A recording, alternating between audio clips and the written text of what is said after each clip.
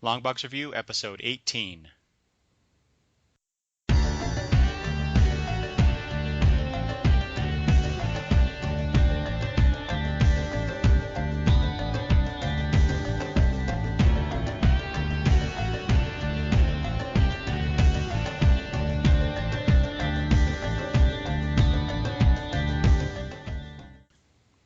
Hi, this is Eric from Longbox Review at longboxreview.wordpress.com. And this is Travis from Oddfellows Thoughts at oddfellowsthoughts.wordpress.com. And Travis and I are back for what I'm calling the Breaking Late News episode. There's a lot of stuff. I'll back up a second. Travis and I talked about a few things last episode. In the meantime, there's a few things that we skipped. And some new stuff, some interesting new stuff has recently come out of the comic book news world. So I wanted to talk about some of those things. But first, I wanted to point out to our lovely listeners that the Longbox Review podcast is now a proud member of the Comics Podcast Network. Yeah, how about that? Yeah.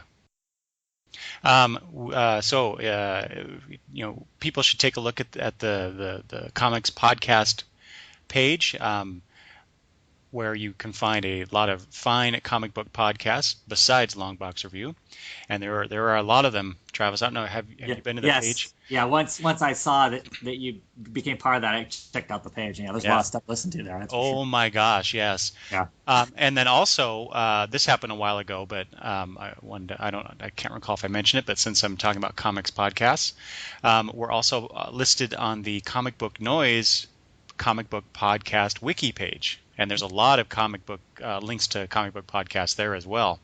Probably there's quite a few that are shared between the two areas, but or the two networks. But either way, proud to be part of those, and I hope more people will find the podcast because we are now part of those networks. Also, I want to I want to encourage people to please go to iTunes and rate the podcast. Give us some positive feedback if you would, please. If you would just want to trash us, I prefer you just not do that.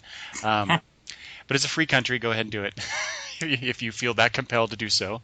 We're also on Podcast Alley, Podcast Pickle, all these other places where you can find Longbox Review Podcast, and you can rate us there as well. You can also email me at longboxreview@gmail.com if you want to start a conversation or have questions. I asked people to send us email and contact us any way that they could about our best of 2011 episode, and I'm sorry to say we didn't get any feedback other than our buddy on Twitter, Lee, who almost always comments on our episodes. So yeah, which I really appreciate. I do. At least someone is listening besides us. Actually, that's not true. There are other people that listen. They haven't. The silent majority. Yes, the silent majority, and we know it's a huge majority too, right? Sure. I did, however, Travis. I looked at the stats for the podcast and for the last little while, and we have hits. We have most of the hits actually. So we have where we're at, we're the inland Pacific Northwest. Where we live, and we have our friends that are in that area too, so they're listening to it. There's a lot of hits in the basically the Northeast. A lot of people are downloading the podcast who live in that area. Oh yeah. Which that's really cool. We have some people I think in the Southeast as well, and some people in Canada, people over in Europe. I mentioned before, I think at least once, the people over there. So it's a worldwide phenomenon, is what I'm trying to say, Travis. How about that? but really, what I want to say, I just appreciate all the listeners and encourage you to give us some feedback, if you would, please. Let us know what you think of the podcast and what we talk about, and if you have any suggestions for topics, that'd be great too. So now, but enough of self-aggrandizement. I'm totally messing that word up. Self-congratulation. How about that? Now, enough of that. Let's go on to the topic of the day, the breaking late news. Let's start off. This is probably one of the oldest things on the list. The new DC logo, or logos if you look at it that way. Yeah. Travis, how did I know you'd have a reaction like that? Well, okay. First, I really don't care. Mm-hmm. As long as it stays out of the way of my pretty covers and whatever, it doesn't really matter to me. Yeah. I some places the new logo looks actually sharp. I mean, it looks nice on the on like the binding of a trade, for instance, or Oh, whatever. yeah. Mm-hmm. But I don't know. I like the swirl thing. You know what? I think when the swirl thing came about, I hated it too. So Oh, really? See, now when they debuted that back in 2005 on that DC special, Return of Donna Troy, I believe, was the first comic to have that new DC bullet symbol. I thought it was great. I thought that was a nice evolution of what had come before. Yeah. It was a little bit more modern looking and distinctive, so I thought that was really cool. But you could say all the same things about this one then too, right? Well, It's modern looking. You're right. That's true. It's also kind of boring, corporate, more corporate looking. I understand what they're trying to do there, and like you said, like on a trade, the spine of a trade, yeah, that looks perfectly fine. Yeah. I'm looking at the DC the source blog here, where they talked about and showed all the logos, and they have a picture of a trade. I can't quite see what it is, but they have the new DC logo on the spine of that book, and it looks really nice. They also have covers, more recent issues.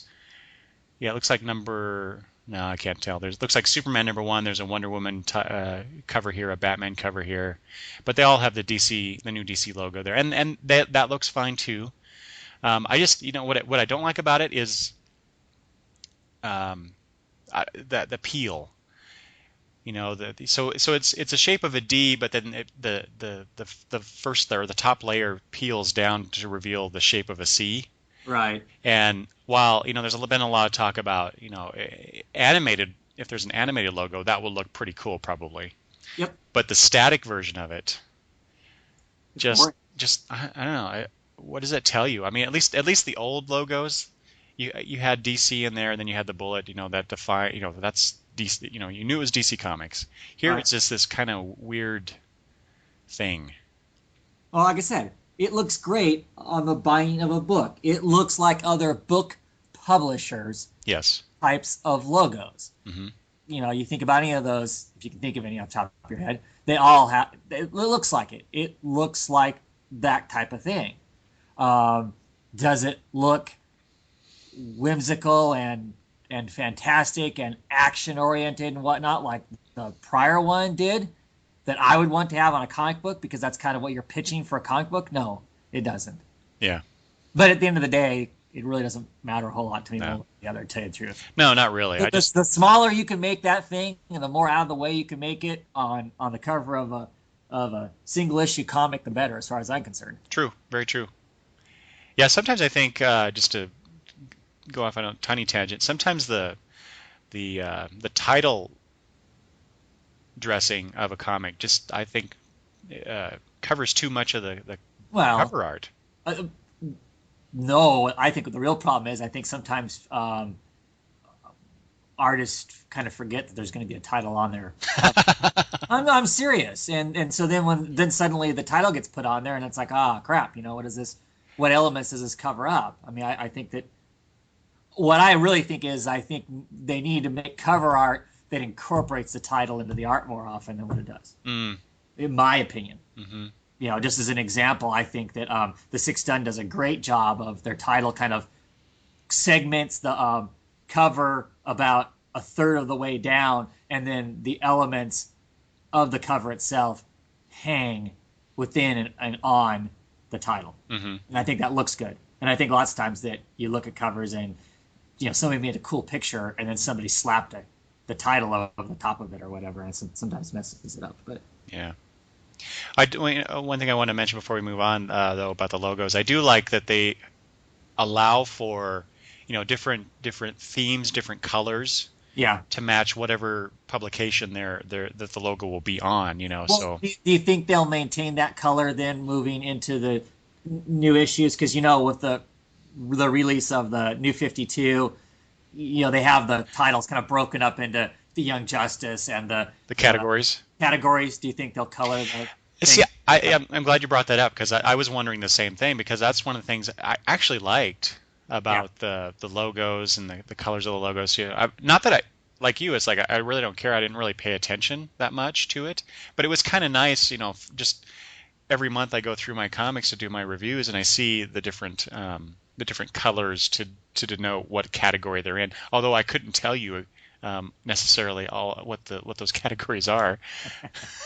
So right now I'm looking at Hawk and Dove number 5, with the kind of yellowish interior and then that red outline, Uh-huh. and so that's part of the Young Justice line, isn't it?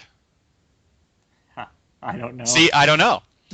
Or is that part of the Justice There's League? maybe I don't know. Because like Green Arrow falls under the same thing as the Justice League does too, and that's what I was No, thinking. no, I think the Justice League thing that's the gold and white because Is I'm it? looking at JLI right now too, and it's that. So I bet you that's JLI. So I don't know, but it was kind of nice just to see that I kind of like the idea of those categories, even though ultimately it doesn't really matter, Right. especially with Huck and Dove. But Well, yeah, it really doesn't matter with that. all right, well let's move on then. So DC logos, but we really don't care. Yep. Although, okay, last thing I'll say, I am looking forward to seeing, like I said before, about the animated logos, how those will look and whatnot. So I hope that they kind of get to that point so I can see what it is they're really going for in that regard. Uh-huh. So anyway, all right, DC logos. There you go.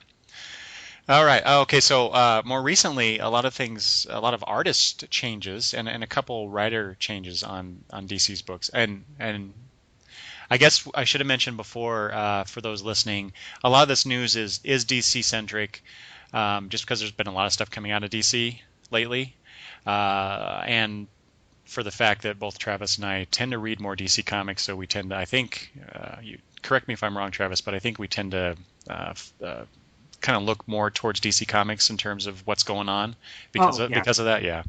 Yeah. So, I mean, we have some other non-DC news to talk about, but Yeah. there's a lot of DC stuff going on. So, like I said, more recently, there's been a lot of artist changes. Steve Pugh will be the new artist on Animal Man, starting with number 9. Uh-huh. Travel Foreman is moving over to Birds of Prey, also number 9. And from Birds of Prey, Jesus Saiz is moving to Resurrection Man, starting with number 9. Uh-huh. And from Resurrection Man, Fernando Dagnino is going to Suicide Squad, also with issue number 9. So what do you think of those changes, Travis? Uh, well, I'm bummed in one way because I really like the people where they're at, and Mm-hmm. I think that their talents make the books that they were on better books, and their talents match up with the books. Um, but at the same time, with some of those artists, I don't really have much of a frame of reference beyond the books they were originally on to know what they can or can't do, Mm-hmm. and if their style changes based on what they're doing, and whatnot. For me, the biggest example is Travel Foreman. Obviously, in my opinion, does a great job of just drawing some absolutely, bat crazy crap on Animal Man with all the, hallucination ish kind of stuff when they're off in the red and all the mutated people and whatnot. And to tell you the truth, when I first started reading the book, I was iffy on just his normal art style for normal people in the everyday. But I've come to like it just fine. So I'm real curious to see what his work will look like now that he's going to be in a book with, basically attractive ladies and doing a much more traditional superhero book as opposed to something that verges on being a Vertigo title. Mm-hmm. But then they, on the DC source, they, posted some sketches of some of the characters from that, and those sketches look great. So when I initially, I was at work when I heard that it was happening, so I couldn't really look at things to see exactly what stuff looked like. I was a bit like, oh crap, this could be really bad.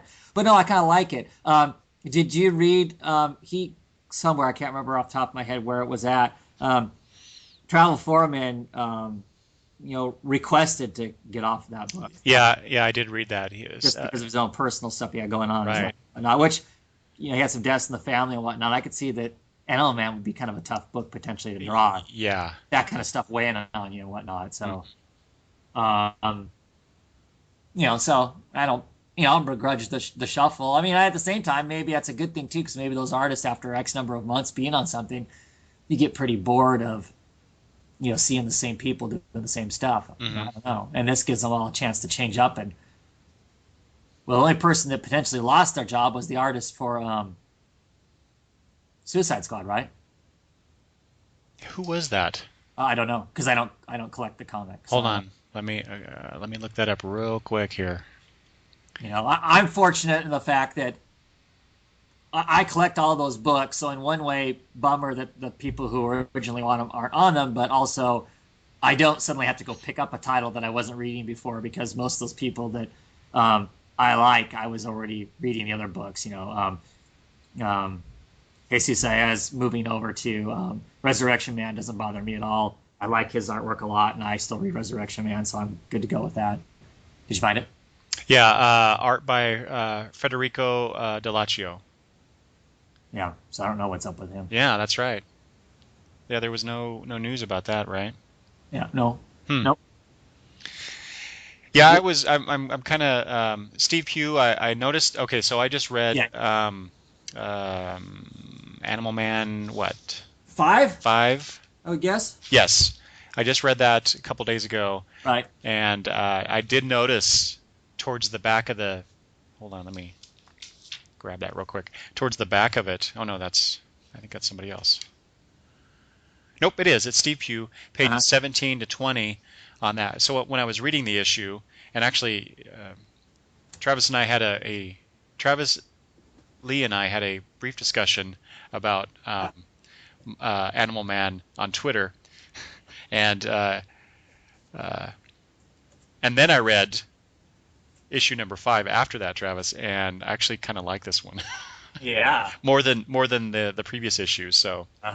But anyway, when I was reading it, when I got to page 17, I noticed, wow, there is a difference in the art, but it's not so noticeable. Like it's not like I got hit in the face with, oh my God, this is a different artist. So Steve Pugh did his best to maintain the look right of the book thus far. So it seems like an okay move to that. I'll be interested to see what he does when he gets on full time. As I understand it, number 8 is he does all of the art for number 8 I believe so. As a fill-in issue, but then he's just going to take over at 9 anyway. So, but I'm getting it for one more issue. Although, like I said, now that I've read number 5, I'm like, that's a little better than I've been enjoying it so far. And then they're talking about the crossover with Swamp Thing, and I mean, cause they hinted at that even before the new number 1s came out, and so I was excited about that, and so I may have to pick up a few more issues of the title, but you will drop this title, and years down the road, you are going to regret it. We shall see. Now, okay, so is Lemire? He's not going to be writing this still, is he? Yes, he is. Okay. I wasn't sure about that because he is moving over to Justice League Dark. Yeah, and he's not going to be writing Frankenstein, Agent of S.H.I.E.L.D. anymore. Oh, okay. There we go. That's being taken over by one of his friends. See, now I think that's really my issue with Animal Man is that I'm not all that impressed with Lemire's work on it. It's not the art. The art's okay. The Travel Foreman art, it fits the mood, it fits the theme of the book, but I just haven't been all that impressed with the story so far. But you're probably right. I probably will regret it over time. The family is so awesome in this book. that alone should make it a read. What? Okay, Just the family, mom, but we don't want to be talking about this now. We're not gonna get through all the news. that's true. This You're right. argument will go on a long time. You're right. But I will just toss in there, Travis. Hmm. The family is not really doing a whole lot in this book. Okay. The daughter, sure, but I don't find that very interesting. Okay. But maybe we'll talk about this some other time. Yeah. All right. I will say, having say, hey, Jesus Saiz off of Birds of Prey, that's too bad, because I really like his work there. Yeah. So, but you're right. The preview image of Foreman's for Birds of Prey looked pretty good. Yeah. I like, of course, I'd really like to see it, colored and everything, and see how it will go. But and like Animal Man, I dropped Resurrection Man after number 6, so I won't be seeing Jesus Saiz on there. And let's see, Fernando on Suicide Squad. His work on Resurrection Man I've really liked. So him moving over Yeah. to Suicide Squad, which I am still getting, at least for now. So that'll be okay with me. Let's see. So we just briefly talked about Jeff Lemire going to Justice League Dark. Boy, I don't know how I feel about that. Other than I may not be Yeah. collecting Justice League Dark Yeah. much longer. Yeah. Yeah. I don't know.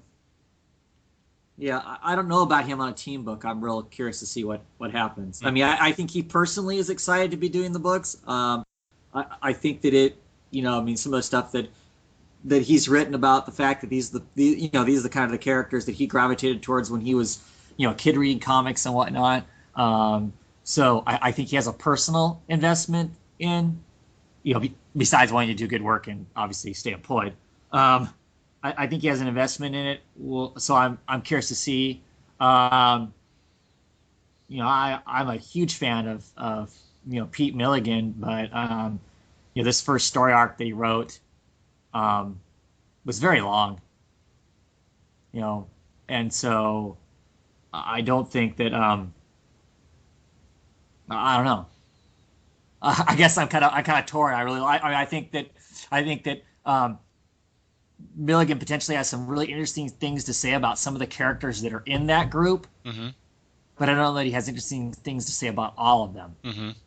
And so I'm curious to see what Jeff Lemire does if he's going to have interesting things to say about all of them.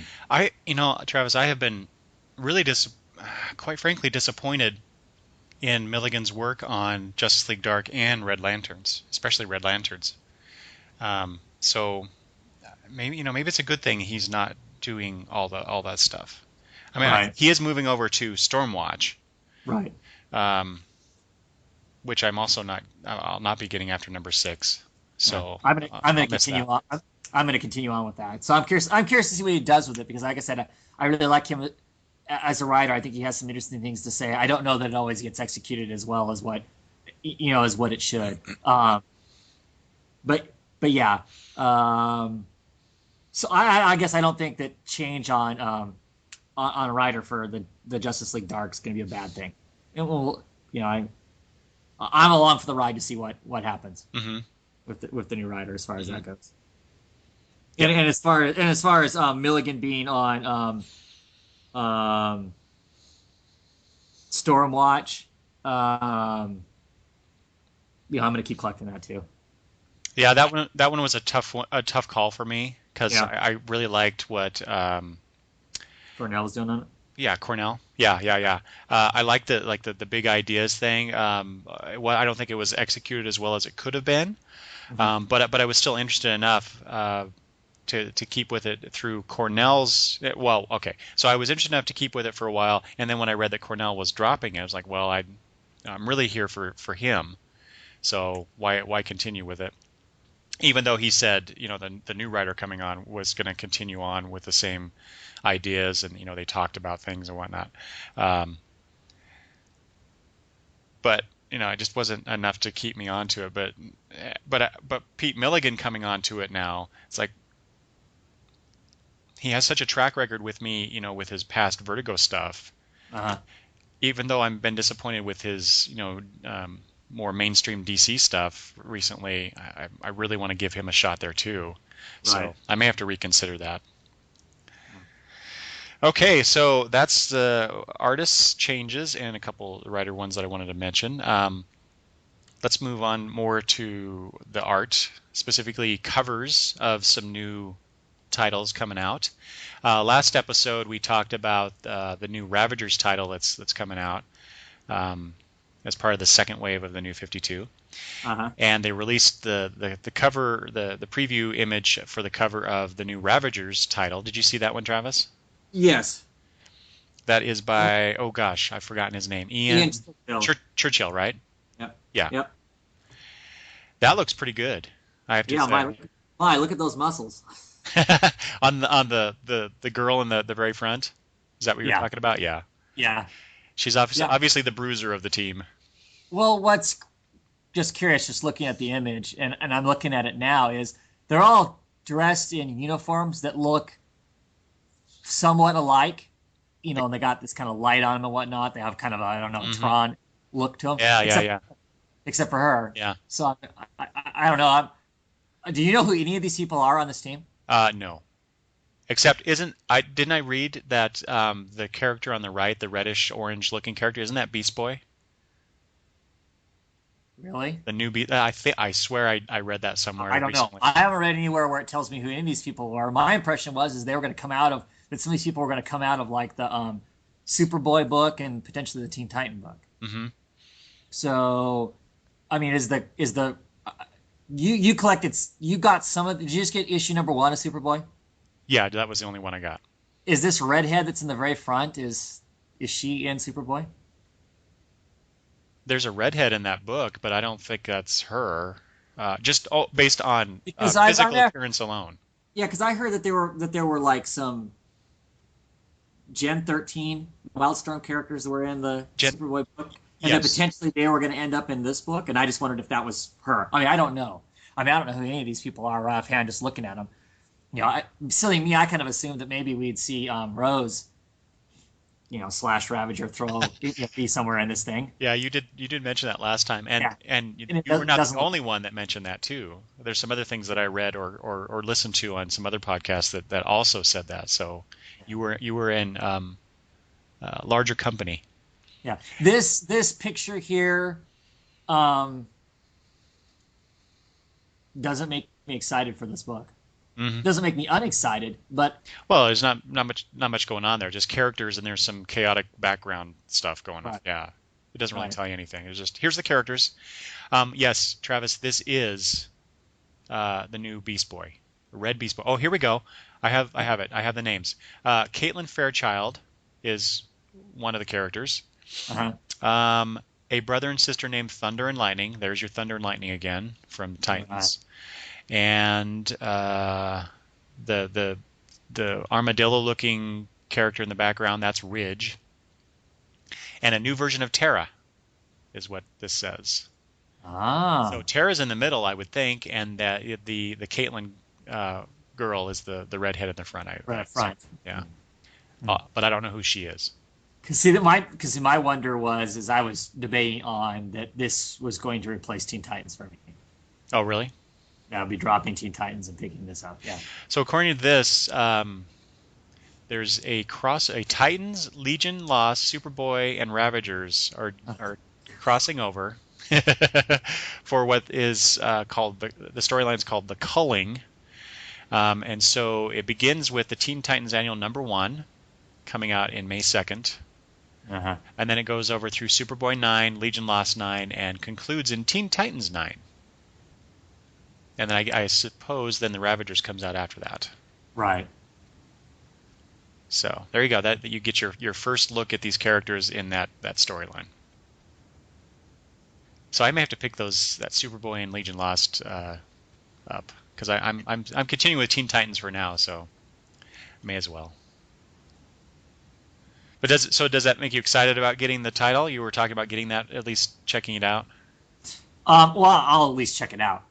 I was kind of hoping that we would see them someplace before their actual title came out, so I could determine whether or not there was somebody I was actually interested in reading. Well, there you go. Now you can buy 4 issues of it. Yeah. Yeah, and you don't get any of those that I mentioned, do you? Or Just you're Titans. Just Titans. but when were you going to stop getting that? Titans. Yeah. I was kind of planning on dropping it when this came out. Ah, I see. Okay. So you will get to okay. So you'll be reading the Titans at least that part of the story. Yeah, but you know me, I have to order so far in advance. I'll be ordering this thing before I know exactly what I'm getting into. So, Yeah, that's true. but I'm hoping I'm going to hear more about it before then. But instant turn off already. If that's Beast Boy, if that's actually Garth, if they don't change his personality dramatically, yeah. And why red? Why not? Thank God he's not green. See, I like that about him. Uh, Although I understand, Hopefully he'll have little fangs sticking out too. he does in the image, doesn't he? Oh, I can't tell. There's me anyway. That image is not big enough for me to be able to see these got cute little fangs. One little scraggle tooth fang that sticks out. Oh God, I hated that. I know. God, I hated that.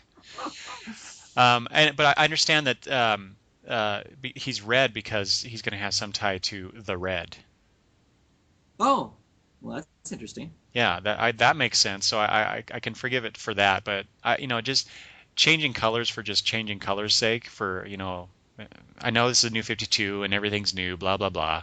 Yeah, but, there you go. But it's like, why do that? Why change things like that? Anyway. All right, let's move on to the two things I'm really excited about. Just based on, and I normally don't do this when I see a cover image or just some preview images from an issue, I rarely get excited about a title based just on that. But I am really excited about these two things. They released a couple cover images for World's Finest and Earth 2. So let's talk about the Earth 2 cover first. Uh-huh. And so this is the cover by Ivan Hayes and Joe Prado from the Aquaman series, looking, I think, pretty damn cool because I really like their work. But here we have Superman, Batman, and Wonder Woman fighting. To me, very much looks like parademons. Yep, that's what I thought they were. So yep. Whatever comes out of the Justice League storyline with Darkseid, I assume that's how we get the Earth 2 tying into what are they? I think they're calling it Earth Prime. Yeah. The Earth that is now part of the new 52. The standard, yeah. Yeah. So like I said, I tweeted the other day, let the crossovers begin. So now we get remember back in the 60s and 70s they had the JSA and JLA crossovers one sequence about. Yeah. So I'm looking forward to that. I'm sure they'll be doing something like that. So what I understand of this is that this Batman is Dick Grayson, I believe is what I read. Well, I hadn't read that anywhere, so. And I may be wrong. I skim a lot of stuff as I'm reading Twitter and other things, and so I could be wrong, but I swear that's what they said. It's interesting that they have, and if you look at these images, both Superman and Wonder Woman especially, you can't really tell with Batman because he's got the cowl on, but they look young, so they're obviously not going for the older JSA characters that we're used to. Mm-hmm. So I kind of like that. Do you? See, here's my thing. This was seeing this picture. Granted, these people all look badass. It's cool looking. Wonder Woman up there front smashing the crap out of stuff and whatnot. But this isn't what I expected. Oh, definitely not. I mean, I expected that's where we were going to get to see the JSA or some equivalent of the JSA. I mean, granted, it was going to be new or whatnot, but they give us the Trinity on the cover instead. Mm-hmm. They give us what the Justice League comic book should be. Okay. No. Okay. Explain that. What do you mean by that? Well, instead of spending 7 months, dragging us through them all being obnoxious new people, it's. I mean, I guess I was hoping that this is where we're going to get to see all those characters that have been sidelined that weren't. Oh no, the JSA, and I am not enjoying the Justice League like you're enjoying the Justice League right now. Mm-hmm. I'm tired and already sick to death of these new people who don't know what they're doing or just kind of slapping it all together. I want to get into the League, and this book isn't giving me that right now. I'm not hating it, but it's not what I want. I want it to hurry up and get past this so we can get on to that. So, and it looks like from looking at the cover of this that's what this is going to be. Them already, going to town, whatever. But seeing this cover though makes you go, wait a second, because I was expecting to get to see all of those characters that have been sidelined, that were all kind of attached to the JSA in one direction or another. And looking at this, that potentially doesn't look like it's going to be the case. But I think it's funny is I kind of like these costumes better than the costumes in Earth Prime. Really? Not the Batman one. No, no, no. The Batman one's got too much stuff hanging off of it to get him in trouble. But I don't know. I kind of like that Superman. That like the way that the S shield is incorporated to his cape, Yeah. That is kind of cool. Yeah, I have to and I admit. like the Wonder Woman one. Here she actually looks Amazonian. Yeah. And harkening back to the Golden Age Wonder Woman where she Right. wore the skirt. Yeah. Because that looks like a skirt, right, to you? Well, it's a pleated skirt, kind of like the if you were taking like a Romanesque where it's Oh yeah. armored kind of a thing. Yeah. Yeah. And she is wearing on her legs and her left arm she's wearing armor, Yeah. you know. So you get the classic look and more of the warrior Right. Amazonian style. So yeah, I really like those. Which if you look anywhere on the internet, everybody always, if anybody's doing alternate costumes, everybody always picks this kind of a costume out of saying, yeah, that's the cool one. I want, I'm sure it's probably why it looks the way it looks. Yeah. Although I have to, that whole no shorts thing that they came out with. Oh, that no one's wearing their shorts on the outside of their. Yeah. I really hate that. Yeah. Because the Superman costume doesn't have shorts either, just like our Superman doesn't, and I just think that's silly. Yeah. Well, yeah, the belt alone doesn't break up the costume. No, it doesn't. And I hate the red cuffs. Ugh. Okay. Anyway, but otherwise, okay. So I said this makes me so excited. So the same reason that you're talking about, it's like they're a team, they're fighting this thing, and I bet you I would guess like you that they're an established team and they've been together, they know how to work together. So we get that feel for it, but it's just I just did these alternate the characters that we know, another alternate version of. Although like you, I'm like I understand why they're showing the Trinity right on the cover, but I'm sure we'll get the other versions of Flash and Green Lantern and all the other JSAers that we're used to. Just I'm sure. I hope so, because part of me says you look at this cover and this muddies the waters. It does, yes. Oh, we're relaunching, so we have these nice, clear, concise, take out all that history, so make it nice and easy for new consumers, which we know there really aren't new consumers, but and this isn't that. And to muddy it further with the parademons, Yep. I was expecting something else. I don't mind that Darkseid's going after alternate universes, perhaps, because that makes sense for that character to conquer other things. This is a variant cover. I'm curious to see what the rest of the cover looks like. You're right. Yeah, I should have mentioned that. Both of these covers we're going to talk about are variant covers. So yeah, what does the main one look like? Yeah. What do we get there? Yeah. Maybe we do get to see the other JSAers. Right. So, but I'm very excited about these two books, especially Earth 2. I can't wait to see what Robinson does with these characters in that universe. Yeah. In fact, in some ways, I am more excited about this possibility than I was about the New 52 in general. And I don't know that I can explain why. I just have this sense of excitement about it that is I can't wait to see what this is really going to be like. I'm hoping that they kind of take the reins off to some degree, because it's less because it's an alternate reality. You can you don't have to live with what you do quite so much. Mm-hmm.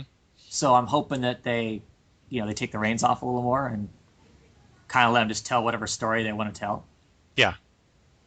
Yeah, I think Nicholas Scott's going to be on artwork, so it's going to rock anyway. So. Yeah, and Robinson, he's got his own little sandbox, so yep, it should be very interesting. Yep. Okay, so next, as we said before, this is the variant cover.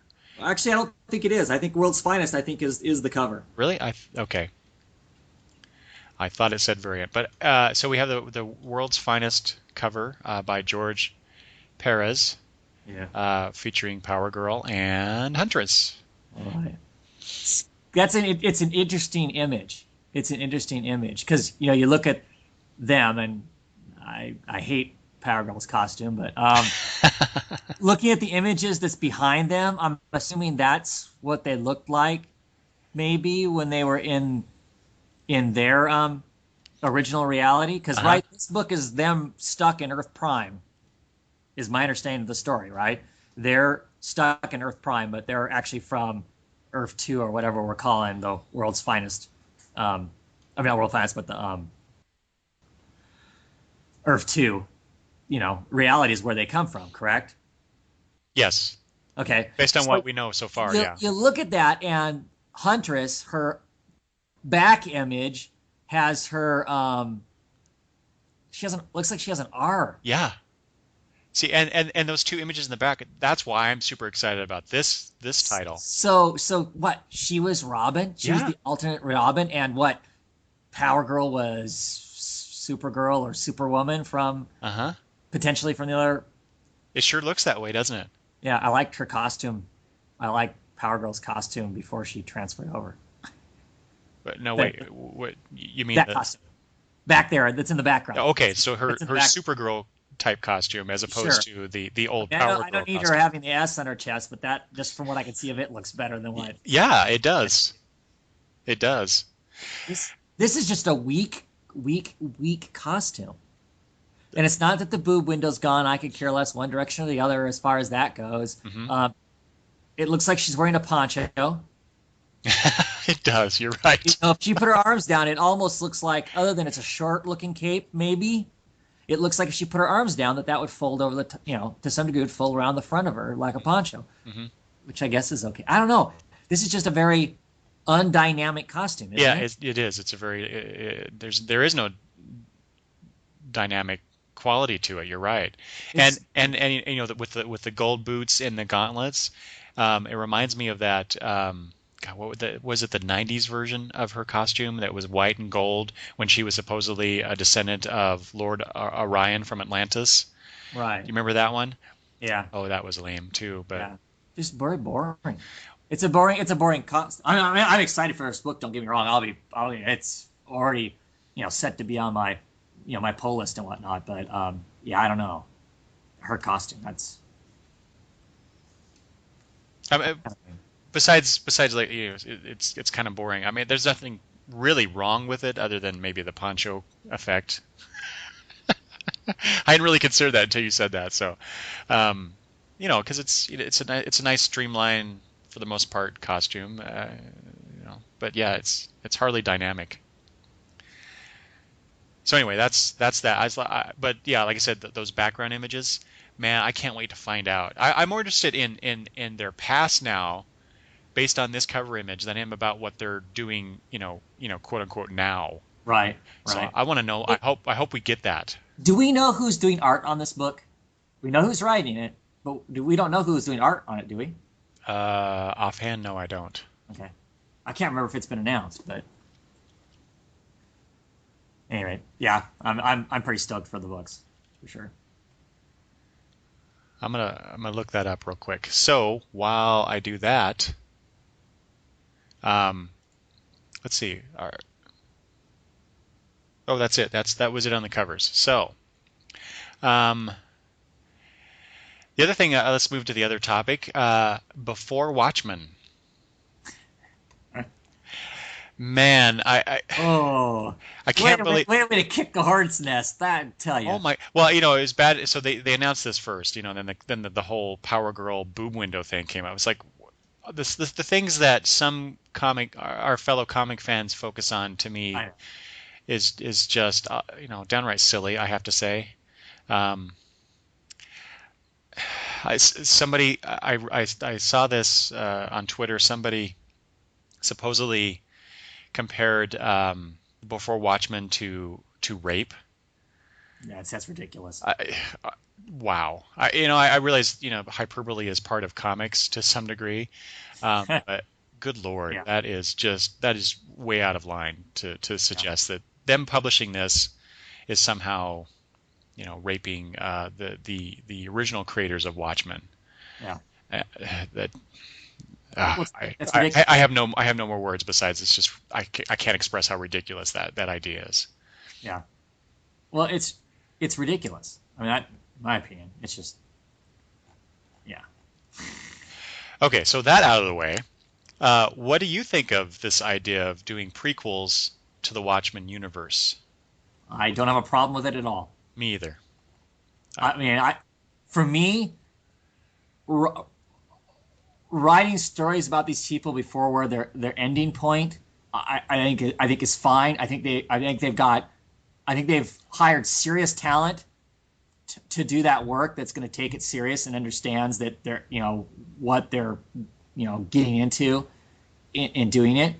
We all have curiosities about what brought these people to the point where they're at, and I don't see any reason for them not to fill in some more of that stuff. Now, if they were doing a after the Watchmen comic, I would be up in arms and throwing a fit because I think it pretty much it ends. It's over, for me anyway.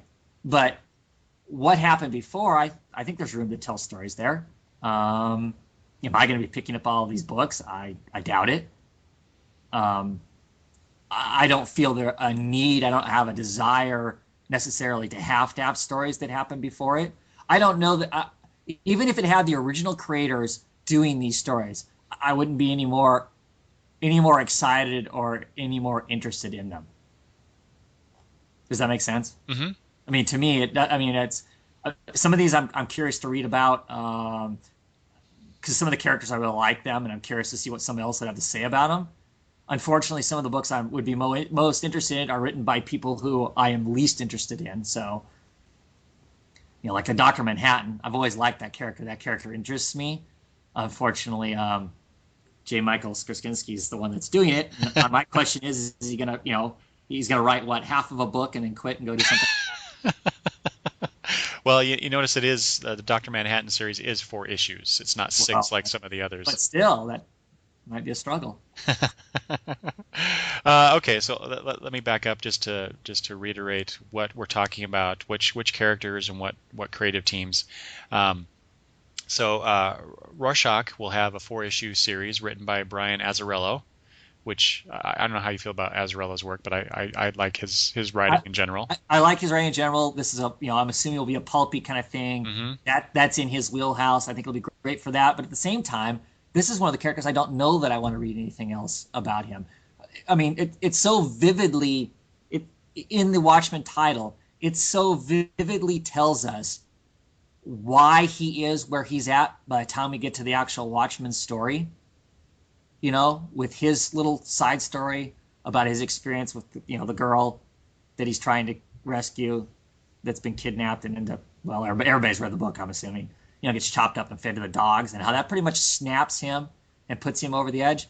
To me, it feels like his story's been told. hmm What else are you going to tell other than him just going out and being Rorschach, which I guess we can enjoy for that, Yeah, right? yeah. But to me, it feels like his penultimate story has been told.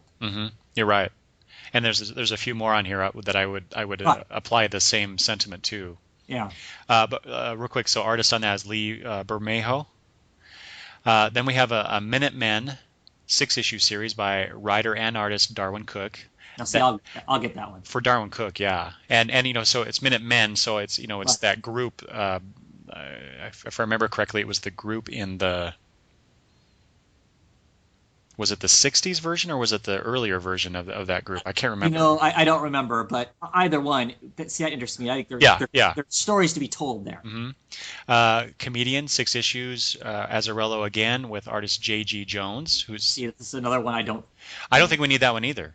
Yeah, because these guys were such pivotal points in the actual original book. Time was spent on them telling us where they got to, where they got to. hmm hmm So yeah, I don't.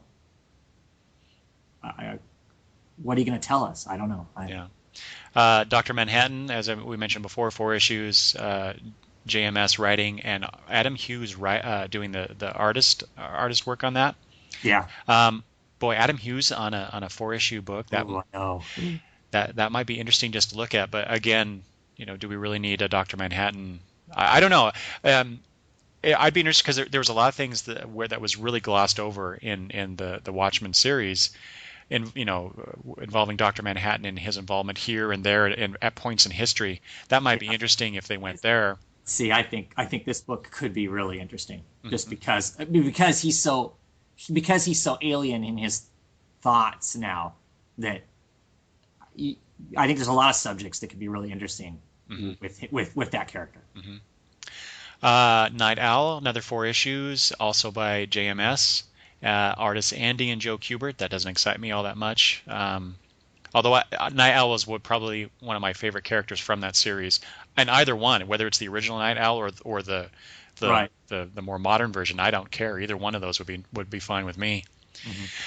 Ozymandias, 6 issues, writer Len Wein and Jay Lee, the artist. Yeah, I don't know about that one. I'm interested only because we really didn't get a whole lot of what Ozymandias was, other than Right. at the end there. So I'm kind of curious about Yeah. what If it's he. gonna, yeah, it was gonna tell us how he got where he's at. Yeah. Yeah. Well, we got a little bit of that in the series, but not to the degree that we did with Rorschach and Dr. Manhattan and the Comedian. Right. But yeah, I'm not all that impressed with Len Wein's writing. He did that, that 10 issue series that were exploring the history of the DC universe that came out last year, Right. and boy, that was hard to get through. Mm. And I'm a big I like the books, the stories that talk about the history of the universe, whether it's DC or Marvel or whatever. I like that kind of concept, Hmm. and that was really hard for me to get through. Um, and then finally we have Silk Spectre, 4 issues, written by Darwin Cook, Amanda Connor doing the art. Yeah. And see, I think if Darwin Cook wasn't writing this, I wouldn't. This would be one of those ones I wouldn't touch. Yeah, yeah, he definitely brings to the table a certain amount of respect, and yeah, let's see what he's doing with this. Well, because there's some stuff about the Watchmen title as a whole, as much as I love it, that I don't like, and one of the concepts that I kind of despise because either it's been used a whole bunch or I have problems grasping it working in reality that way at all. The whole rape and the guy's not such a bad guy because he actually loves his kid, and I mean, that whole thing is kind of dicey for me and doesn't really play well. Um, but and I'm assuming this is, I mean, that's got to be in here somewhere because I mean, at least looking at the cover, it's got the younger, Silk Spectre on there, but it's got all of the old people, there that she had to deal with. So I'm assuming that subject is going to come up in the comic, Hmm. and so if it's not treated well, I just think it adds more flames to the fire of that part of the book that I think is, they try to make comedian out to be somehow a good guy in parts of it, and actually, for me, that part of it makes him a pretty despicable person, Hmm. regardless of whether he, treats the younger Silk Spectre well or not or whatever. I don't know. So I don't know. What do you think On on the Silk Spectre, on that Silk Spectre story? I mean, don't they have to address that in some sense? well, no, I don't think they have to. It could be one of those things where it was dealt with in the original series. So do we have to go there? My Okay. guess is that these series will probably not touch on a lot of the stuff that we did see Mm, in the original Watchmen series, yeah, I guess. um, for whatever Yeah, reason. yeah, you know what? I just don't know if I'm going to put my money behind these things or not. No, but I mean, for me, it's not a matter of, oh my gosh, you're desecrating some you know shrine of Watchmen or anything. Um, Well, what do you think about the so a lot of what the when we started talking about this, I mentioned the rape concept, um, that apparently the deal that DC had with Alan Moore and um, Brian Bolland was that basically if Watchmen went out of print, they would get all the rights to the Watchmen characters and whatnot. The trouble is that DC has kept the Watchmen trade in print all these years. Well, sure, because it keeps selling. Yeah. Yeah, exactly. Well, they had a movie. They of course they're going to sell a Right. lot of the books. Mhm. Um, so I think. So what do you think about that? Do you think DC's deliberately trying to, through publication of the Watchmen collection, and now with these prequels, is this DC's way of What's part of it? sticking it to those guys? Sticking it to them? No.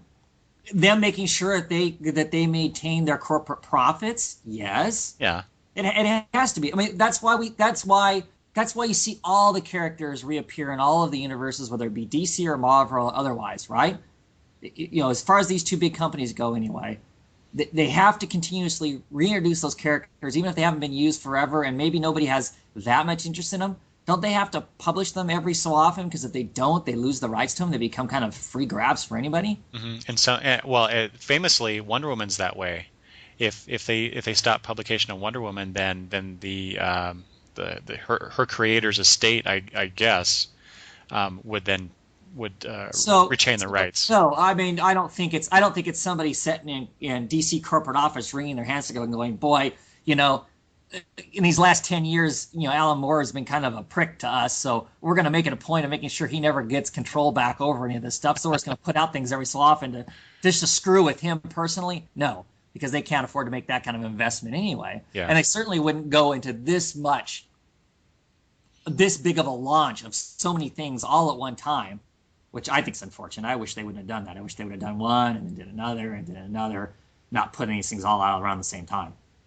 Well, my pocketbook can't afford this. So. Do we know that they're all coming out at the same time? Well, I guess no, we don't know that, but I would assume that they are.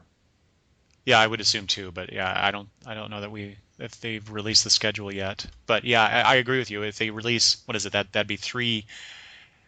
There'd be 7 main things, and then there was also an epilogue issue before Watchmen epilogue, and then there's the Crimson Corsair stuff, which is a 2-page backup story in each of those. Right. So you get this whole thing. So eventually, when they collect this, you'll have this huge thing. But yeah, that's a lot of stuff to absorb along with the rest of their comics, if they're all coming out about the same time. Yeah.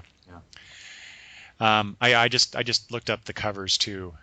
For all these, because I had not done that since the first announcement. So they look pretty good to me. I see now that the Night Owl one, it features the later version of Night Owl, so I wasn't aware of that. But that Darwin Cook cover for Minuteman just looks pretty cool if you like his work. And yeah, the Adam Hughes cover to Dr. Manhattan, Adam Hughes always does great cover work. So that cover.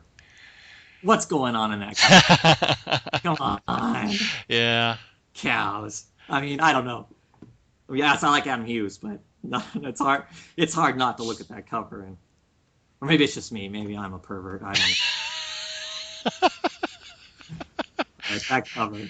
Oh my gosh! But that Lee Bermejo cover for Rorschach, that looks pretty neat. Yeah. With him in the image and the image and the image.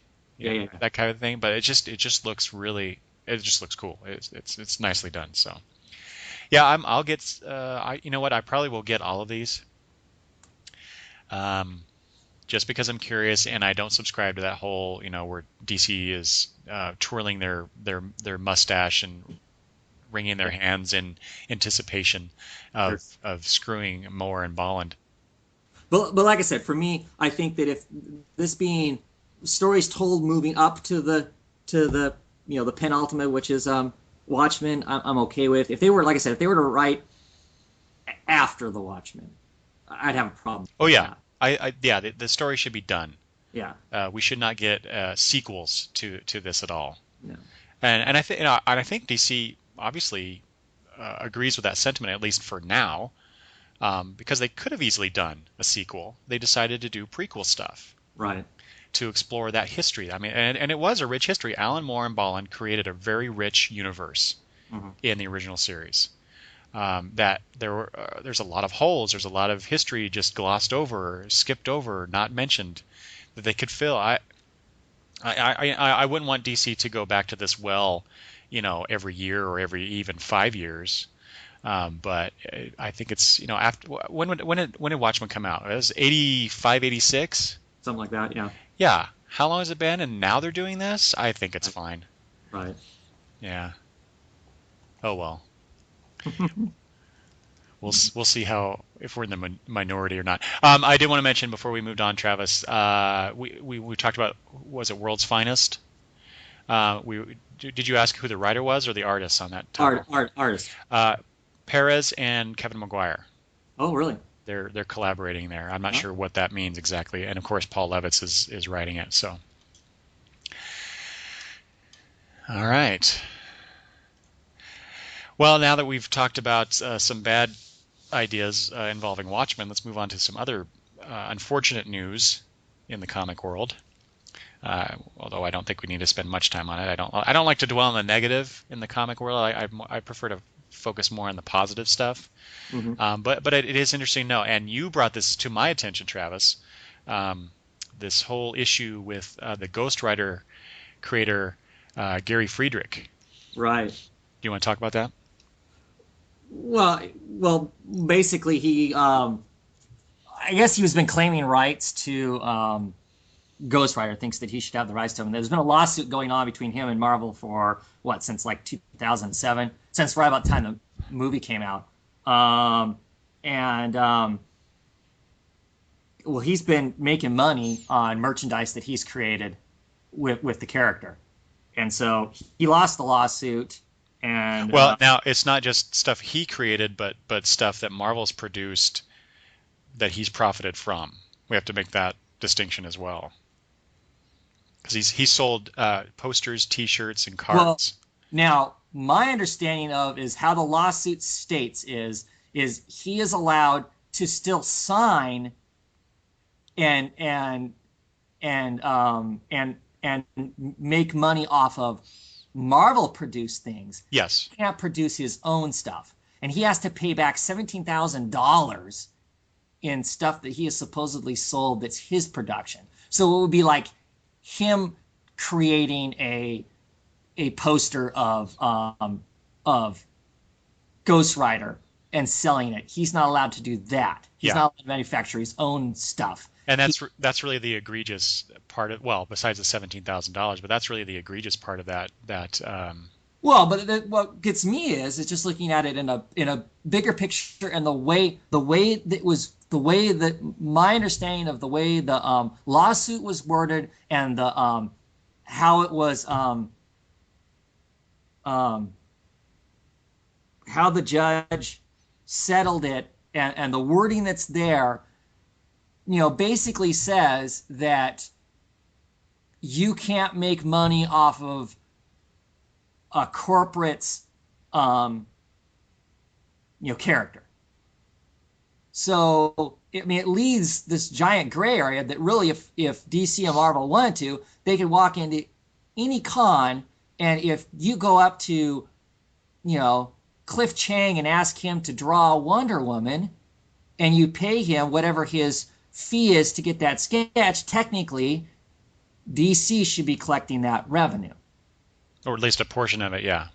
Yeah. Mm-hmm. Well, that's kind of BS, isn't it?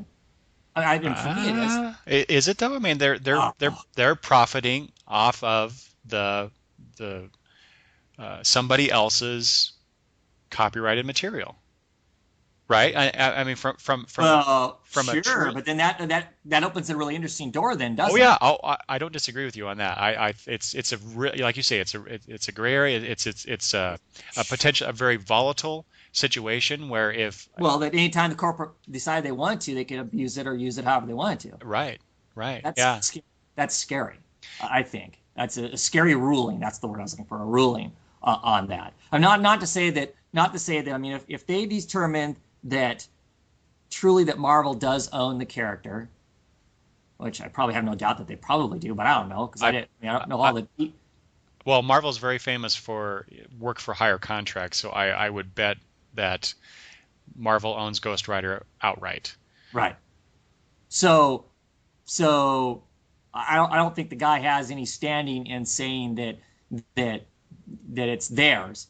he should be, he should have some level of credit to saying he created the darn thing. Mm-hmm. I think it's unfortunate that they basically told him he really almost can't even do that. Um,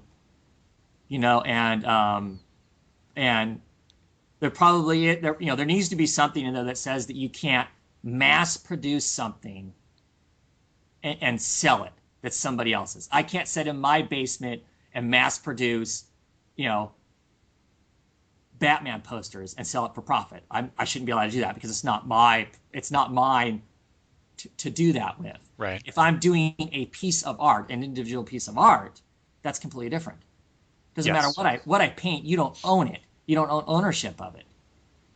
You don't own ownership of a likeness in that sense, I wouldn't think. I think the law is that, I mean, if you draw a picture of Superman, Uh-huh. DC owns that likeness. So DC technically, I think DC could technically come and say, hey, if you're making money off that, you owe us something, or you can't do that, or whatever. Mm. But they up till now at least, the publishers have been kind of overlooking that because it helps. Well, it's promoting. It helps promote their product Right. to some degree, right? Mm. Sure. Yeah, Well, I don't know. It's a disturb. It was to me, like I said, to me it was a disturbing judgment.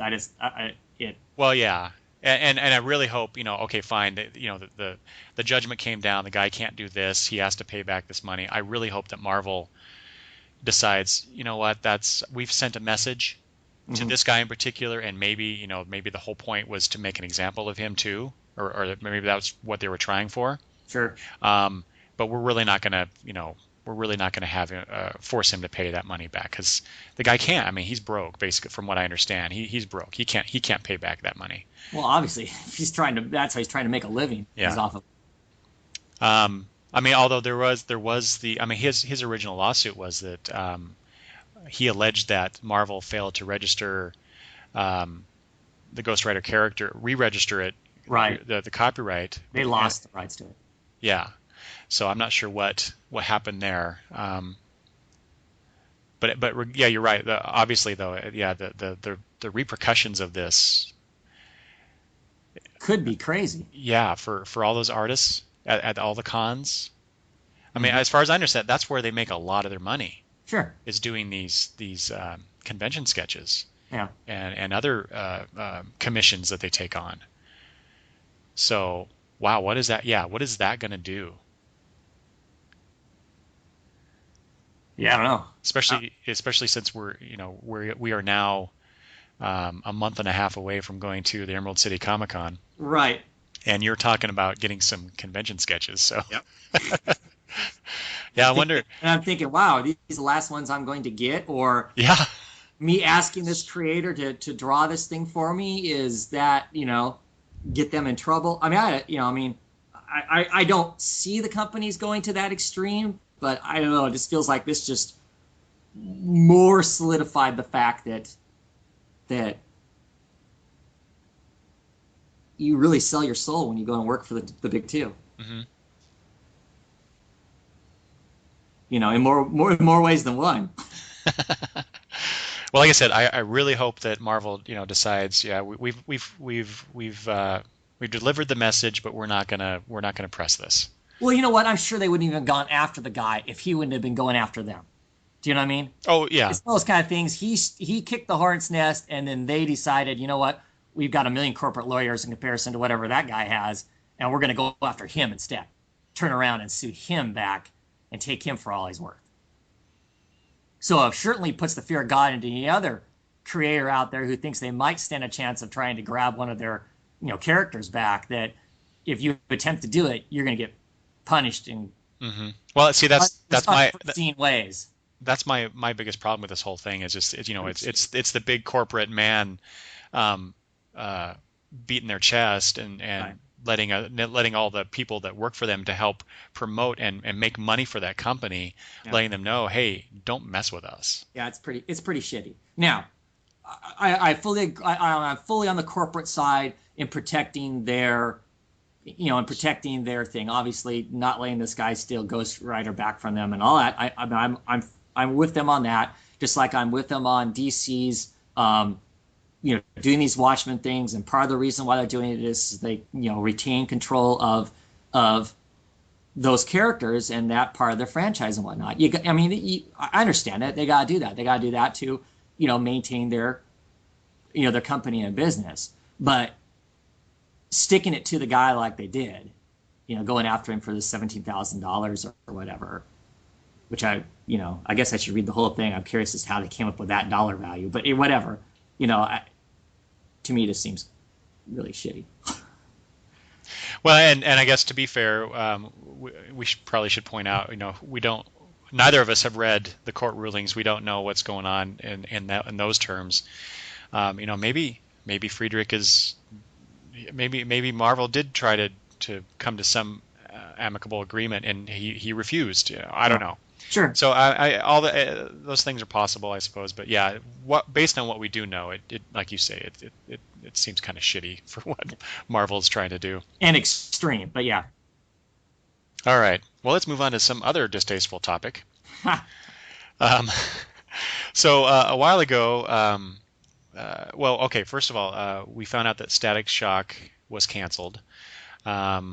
After issue 8, was it, Travis? Right. I think that's the final issue. Yeah. And then we found out. Well, okay. First of all, we found out. I got to back up one more step. I believe this is how it came out. We found out John Rozum was not going to be writing it anymore. Right. He resigned. He quit. He quit in September. After issue 1 was released, we got word that he was leaving. Right. He was the first creator of the New 52, whatever, that suddenly was not going to be on his title. Mm-hmm. And he didn't say much about it other than nope. Just he thought DC was great and all, but that he was going on to do other stuff. That's right. So he didn't say much about it. The title continued on, but then it was announced it was going to be ending at issue 8, and then apparently Rozum came out with some thoughts on what happened there, and kind of pointed the finger at the editor of the book and the artist Scott McDaniel. Mm-hmm. Basically, my take on it, and jump in, Travis, if there's something else you want to add to this. But they didn't. The editor, whose name I can't remember at the moment, and McDaniel basically tried to take over the book and kind of poo-pooed Rozum's ideas, or didn't think that Rozum was delivering kind of the story that it would wow the audience and get people to come to the book, and at one point Rozum claims that McDaniel said that Rozum didn't know how to write a script based on McDaniel's reading a book about script writing. Mm-hmm. And so that was that, and then sometime after that, and more recently, Scott McDaniel had posted on his website his viewpoint, his side of the story. Right. And my God, that was a very lengthy posting that I admit I did not read the entirety of it, but basically the gist of it was what McDaniel and the editor were trying to do was basically punch up the sales, get a story that was, like I said before, would get the notice of people like us to read the book. Right. And they felt, or at least McDaniel did, that Rozum's story wasn't quite doing that. So what I took away from this, Travis, did you read the whole thing? Yes, I read the whole thing this morning. Okay, so correct me if I'm wrong. So basically, my take on it is that McDaniel tried to help out because he was invested in this. He wanted this book to succeed, just like anybody involved in a particular comic book. I would hope has that attitude with the thing that they're working on. So he tried to offer ideas, and he even admits that sometimes he was probably he didn't deliver his ideas probably in the best way. My take on it was that it didn't seem like he did a whole lot of working with Rozum. It seemed more like he was working with the editor. and going to the editor all the time. They did have meetings between the three of them, and there were some disagreements, some dismissiveness, I'll say, on the part of Rozum, according to McDaniel, and maybe vice versa. I think even McDaniel admits that too. And at one point, McDaniel he just got mad because of something that Rozum said, and basically that started the end of their collaboration. Does that jive with the rest of what you read, Travis? Yeah, yeah, pretty much so. I mean, other than Rozum's take on it is that he got he was asked to do the book and then got pushed out by McDaniel's and the editor wanting to write what they wanted for a book. Mm-hmm. And from McDaniel's viewpoint is he was on board to be the artist and then was told by the editor, hey, we want to hear some of your ideas too, and was continued to be encouraged by the editor to continue to come up with ideas. That's plus right. The way that McDaniel's works is he usually gets the script. He writes out when he gets a script from a writer, he writes out the points to make sure he understands the points. So when he starts to write, he starts to draw the book, he's drawing the correct book and whatnot, and usually sends back questions about things that he wants to make sure he's right on or whatever. And I guess in the past, because of the way his method of doing that, he has saved books before by catching plot holes or things that somehow everybody else missed, and so that's an admirable trait, I guess, going into this book that McDaniel's has. Mm-hmm. And but yeah, at some point, from McDaniel's viewpoint is Rozum was, look, I'm this elite writer, I know what I'm doing, you shouldn't question it.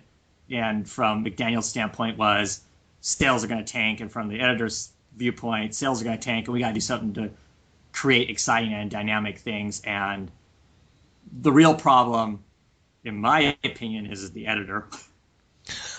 and that is he's 100. I mean, I tell you, I think the editor is 100% responsible for the fiasco that happened. I don't know that he's responsible for the book tanking, because I think McDaniel's talks a lot about sales and sales points and the inevitable drop that all books get and whatnot. Mm-hmm. And I think McDaniel's is 100% right that the real failure for the book is there wasn't enough people interested in it in the first place before it even came out. So when the sales start as low as they are, there's going to be that inevitable drop. That drop puts them below what would be most people consider a countable book. Mm-hmm. It has nothing to do with what was actually in the book. Of course, I read the first 4 issues of the book, and I have my own opinion on what I thought of it. But, but the book was kind of doomed from the beginning, it sounded like. But I don't know. I think the editor screwed up, and the fact is that it sounds to me like before they even started really writing the first issue, the editor was already, saying supposedly to McDaniel's that Rozum was wanting to write this kind of story, and that's not the story they wanted. Well, if your writer is insisting on writing a different story than what editorial wants, why the hell wouldn't they have gotten a new writer right away? Mm-hmm.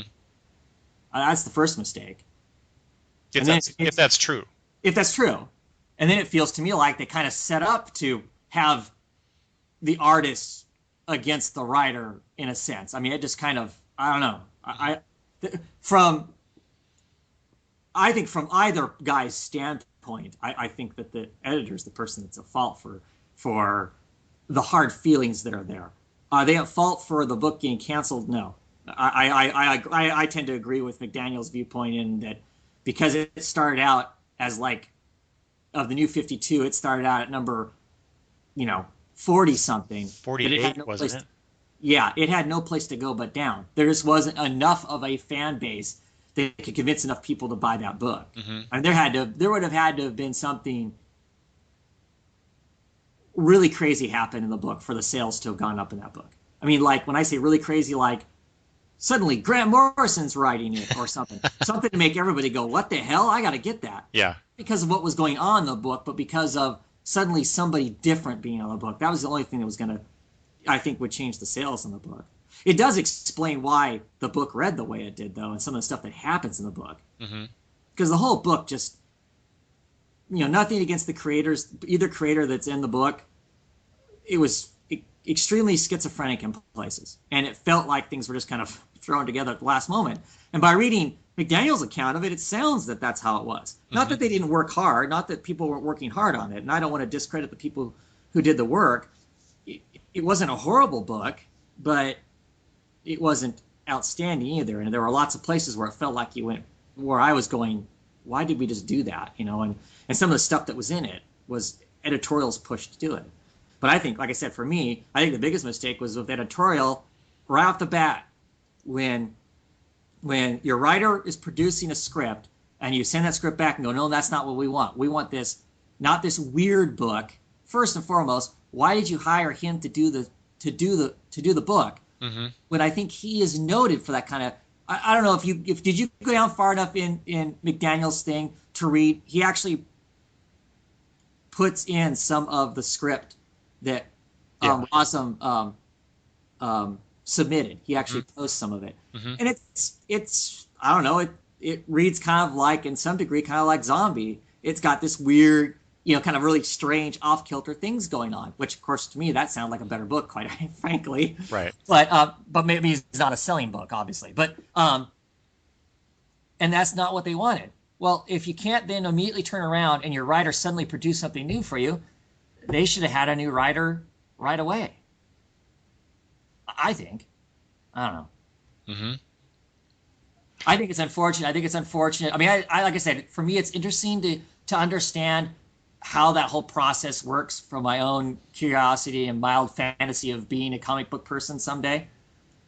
But at the same time, I wish we hadn't seen any of it. Yeah. This behind the scenes, behind the curtain. I don't understand. I don't understand why the writer. I don't understand how the writer could have thought that this book would be such a black mark on him that he had to say anything in the first place. That he had to, out and say this book's a turd. Yeah, that was kind of bad. I don't think he needed to do that, because I don't see how that book being canceled or failing or whatever would be such a albatross on him that, like, maybe he was worried it might not get him other work, or that it would go down in the journals of his comic book writing history as being this horrid black mark on his life. I mean, I guess if he's looking for other work and he has to go to somebody else, if he's working for something else on DC, he could go, look, I really didn't write this stuff. I mean, my name's kind of attached to it because I was originally the person. I had some ideas. These are my little bits and pieces, but you see in the credits where it says it was co-written by me and this other guy did all that stuff. I mean, if he really felt like he had to pawn it off on somebody else. But why he needed to air it, I don't know. Mm-hmm. I mean, unless he was getting to some greater truth, and I don't know that he did. I mean, well, it seems to me that both of them, both Rozum and McDaniel, are reacting out of anger. Sure. For whatever, however that anger started. Well, or at the end of the whole thing, McDaniel writes a big long apology at the very end of his thing. Yeah, but it's kind of. Yeah, I read that part too, and I'm like, yeah, he does, but at the same time, doesn't feel very sincere. Yeah, exactly. It doesn't seem that way at all, and so obviously. So I think I agree with you, Travis. I think editorial bungled this in various ways. Whether it's Harvey Richards, the editor of the book, or above him, I don't know. Yeah. I agree with you. If they didn't like the way that the story was going, maybe they should have brought somebody else in. Seems to me, though, like I said before, maybe McDaniel was not working with John as well as he could have, and Rozum was not working with McDaniel as well as he could have. But that's an editorial issue. Sure, but there's still but there's only I think there's only so much that an editor can do to get two creative people to work together in a smooth fashion. If there is animosity or some issue between them. As my experience of a manager, if you can't get them to work together, you find somebody different to do the job. Yeah, you're exactly right. So, in my opinion, therefore, it's an editorial issue. Well, but we have to remember too that they're working on these books. They have the whole New 52 initiative going on. There's it's probably crazy busy, more than normal. at DC Comics and with the creators and everything they were doing. Maybe it was just the editor was just trying to make the best of a bad situation and get the damn book out. And hopefully over time they could smooth things over and get things to be running a little bit better with all parties involved. So I kind of I can. And I say that because I have to deal with that kind of a situation in my job all the time, and I can understand it. You don't some bad things are happening, but you got to get it done because you have a deadline. You got to get stuff done, and it's not the best situation for anybody. But the end of the day, they got to get a book out. Sure. And that whole we're not going to be late. Yeah, but so, I guess from looking at from what McDaniel said, because his is the lengthiest and most chronologically seeming to me put together version of it, and from what Rozum has said about the editorial and their choices and what they wanted the book to be, it seemed to me very quickly early on that this was the wrong writer for that project. Because not that he isn't a good writer, but he isn't going to be able to write the book that they wanted. And you can't tell me that there isn't a buttload of other writers out there that they couldn't have found to write that book. Mm-hmm. I would almost bet they could have called up Gail Simone and she would have taken that book. Mm-hmm. Because of her love of McDuffie, if nothing else. Yeah. That she would have taken that book. Mm-hmm. and probably would have been able to write what editorial wanted her to write, but also make it her own too. But I don't know that for sure. But I don't know. It just seems to me like that an unfortunately ugly thing that, of course, we can't turn away from. We have to look at and see what it all is. Okay, so I think we've dwelled on this enough. I do want to point out though, Travis, one thing that in reading McDaniel's response here that I found very interesting, has nothing to do with the unfortunate situation between Rozum and McDaniel. Was that for the first time we get someone from within DC Comics telling us what's the bottom amount of sales a book can do, and that's 20,000 copies. Yeah. That was very interesting because it's really hard to find that kind of information. Yet here it is. He, according to McDaniel, anyway. Who knows if that's accurate, but yeah. He says here, any title selling less than 20,000 units will be considered considered for cancellation. I was like, wow, that just blew me away when I read that. Well, there's some interesting stuff in there. To get an idea of how the workings work. What he wrote, his perspective on it, whatnot, regardless of the arguments and stuff that were going on, you do get to see a process there. Mm-hmm. You get to see the process that they tried working through of how they went about making the book. That, to me, that's interesting. And yeah, you're right. That number is really interesting too. That's kind of about where I figured it was anyway.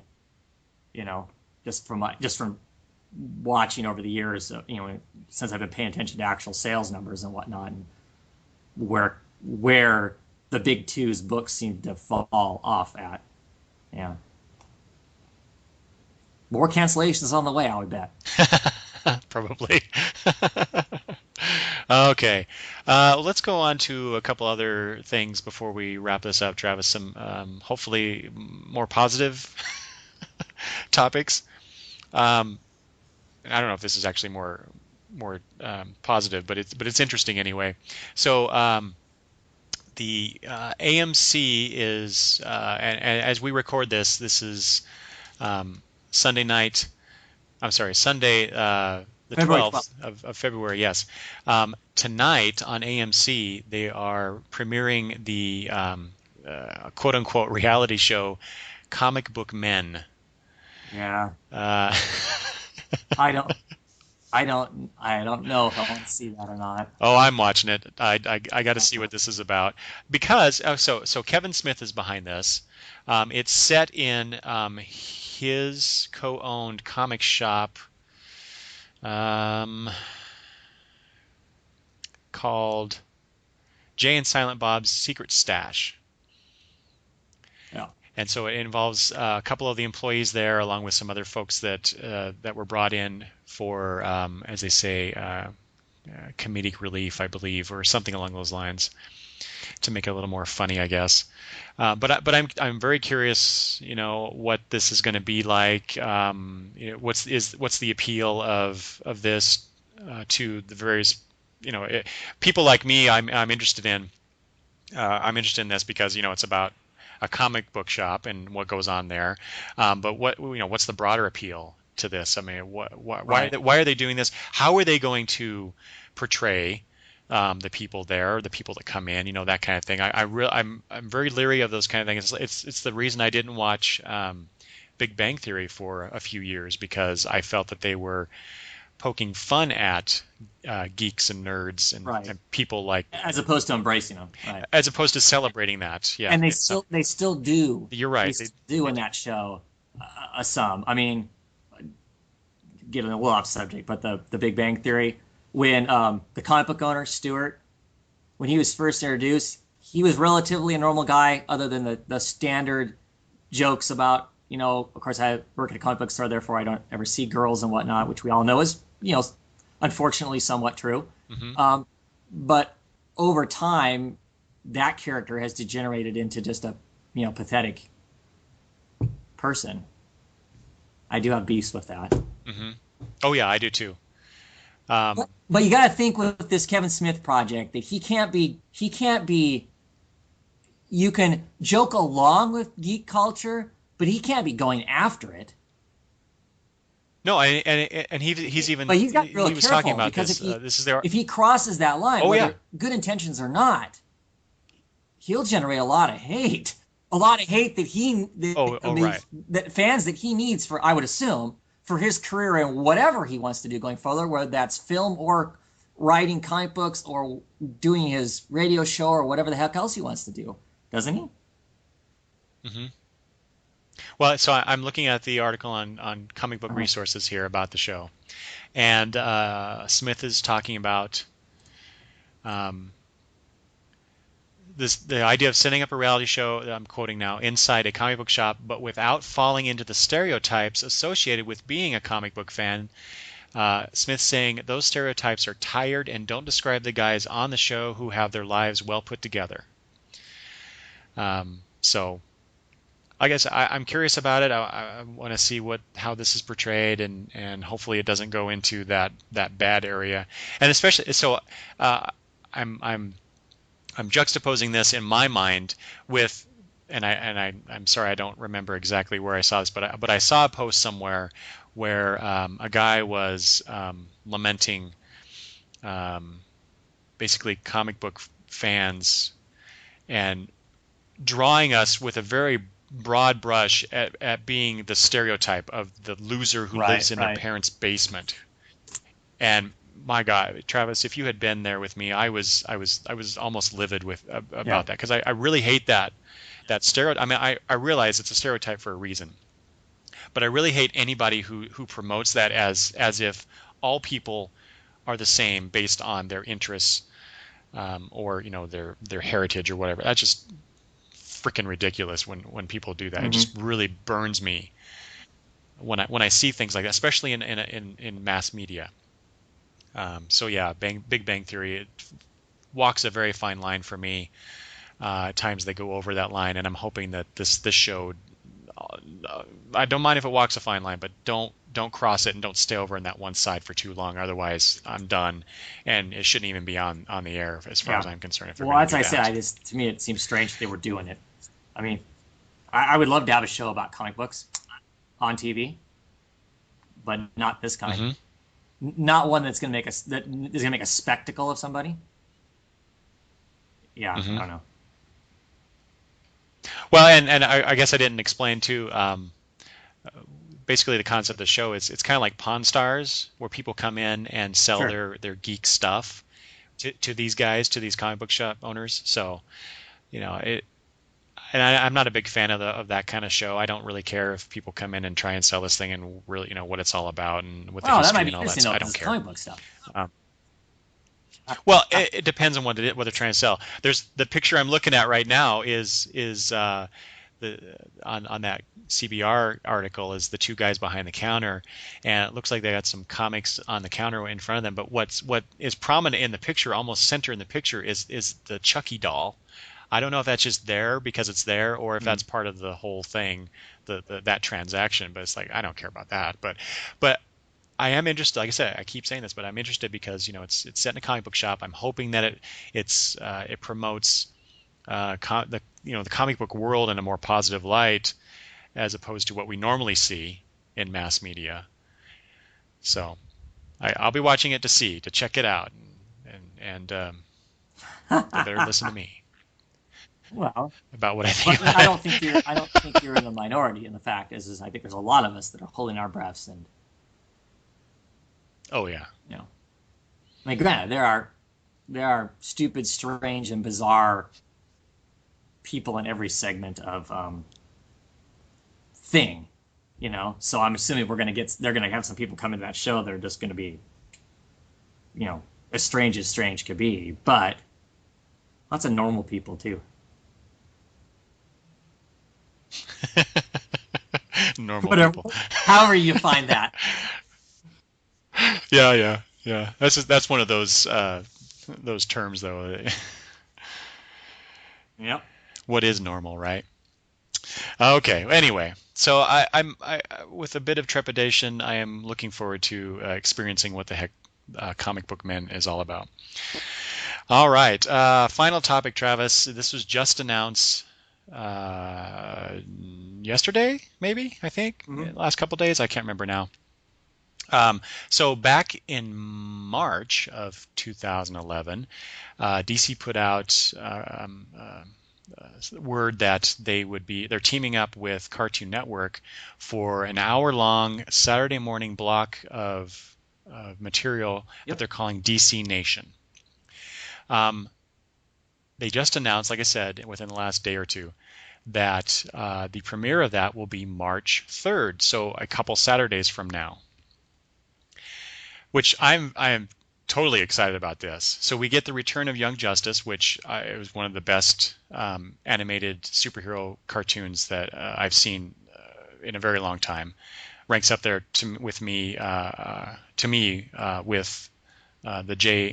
Justice League and Justice League Unlimited, those series of cartoons. And it also features the new Green Lantern animated series, which they back in November, I believe, they had a 1-hour preview of the first episode, which I watched, which was pretty darn good, I thought.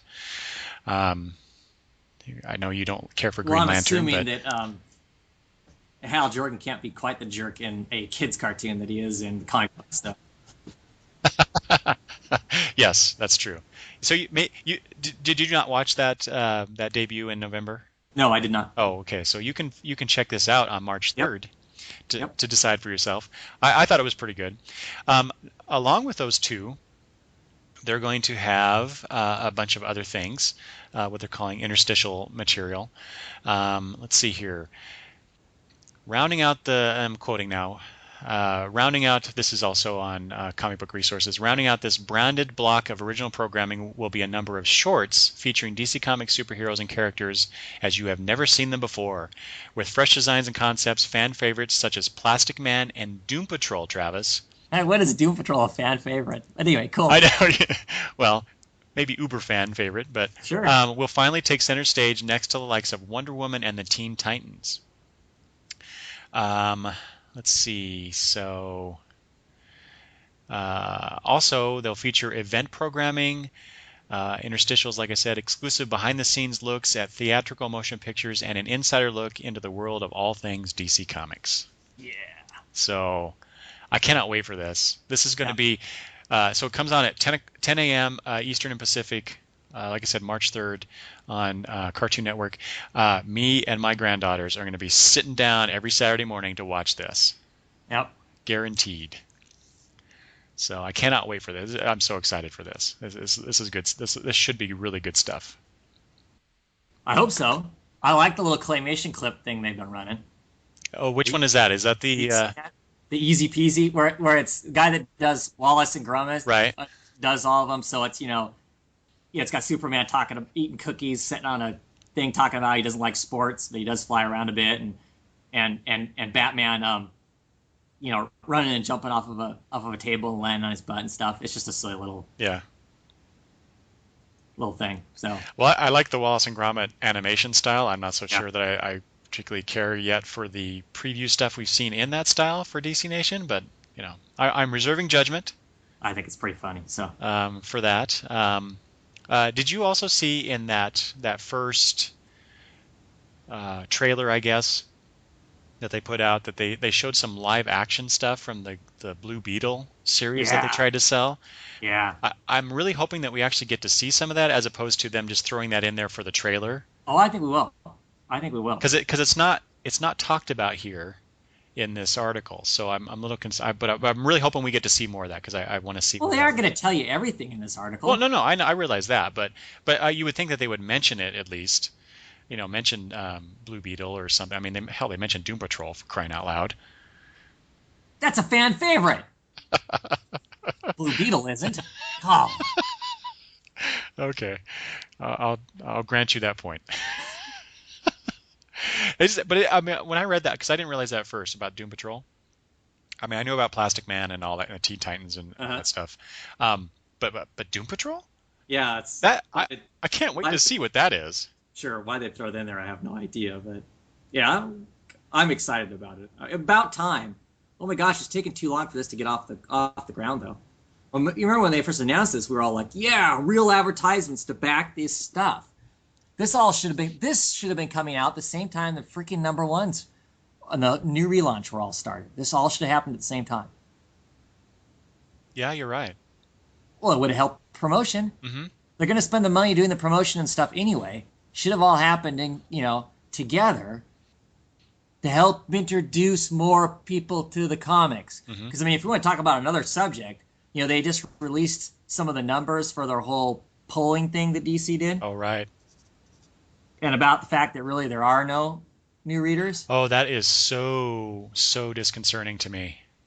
Now, there's two sides to that whole thing. You can read it at face value and go, so this relaunch wasn't worth. I mean, they captured more market, but they didn't capture new market Hmm.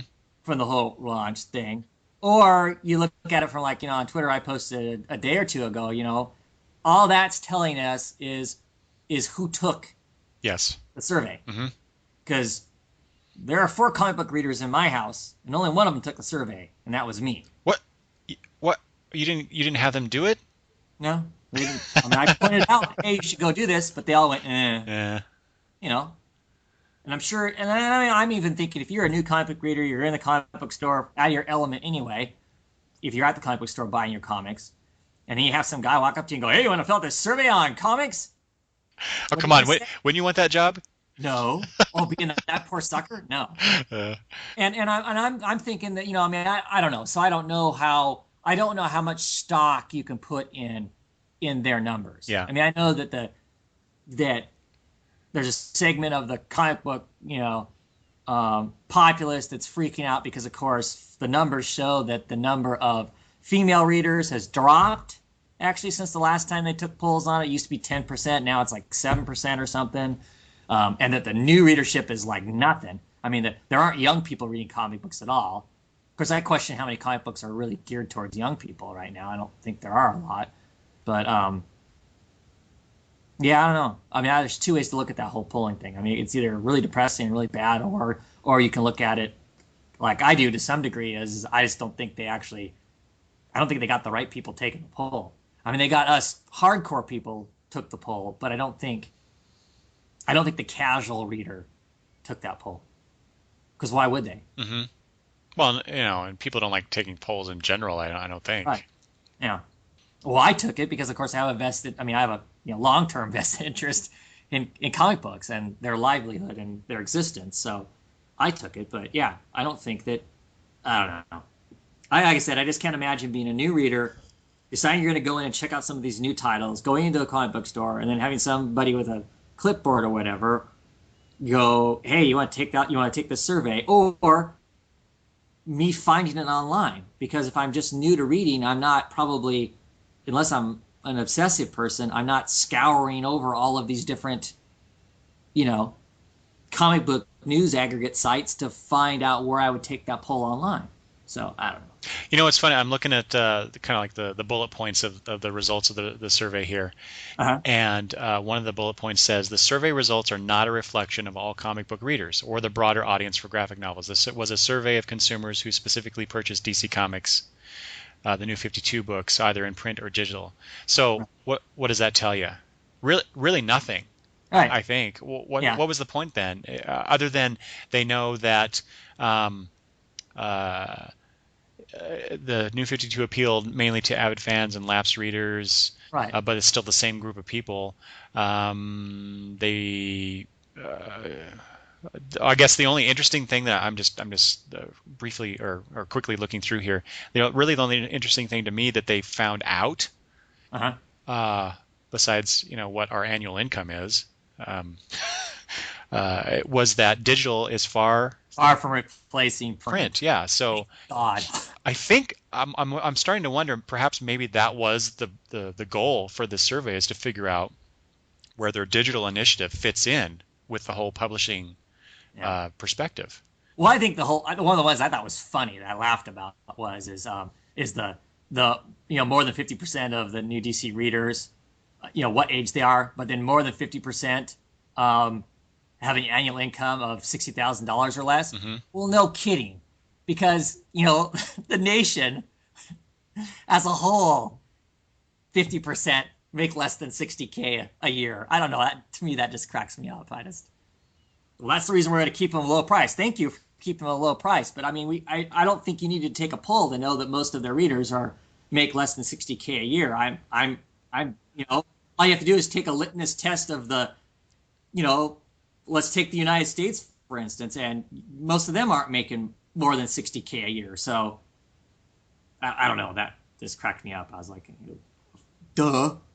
Well, yeah, a lot of the results that they did release to me were duh. Like, really, that you from all that. So apparently, over 5,000 people took the online survey, and then they also had a few hundred in stores. Digital comic retailers was over 600, and then but in comic shops, only 167 shops submit or respondents from a comic shop.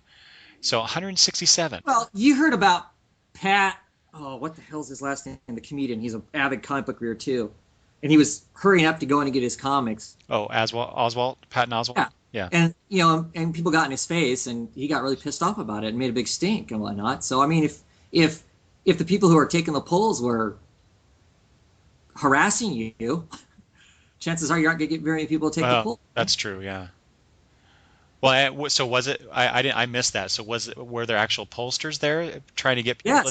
Yes. There was not part of they were.